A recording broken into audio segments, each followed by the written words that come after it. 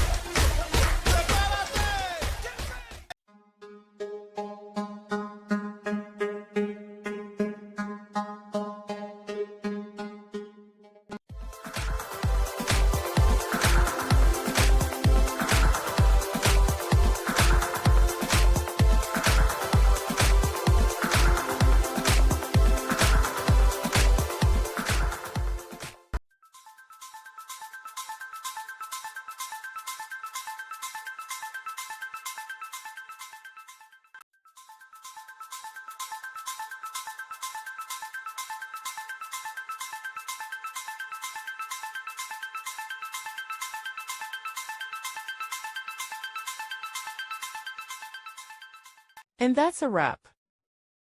I hope you found the answer you were looking for. If you did, take a second to hit that subscribe button. It really helps out.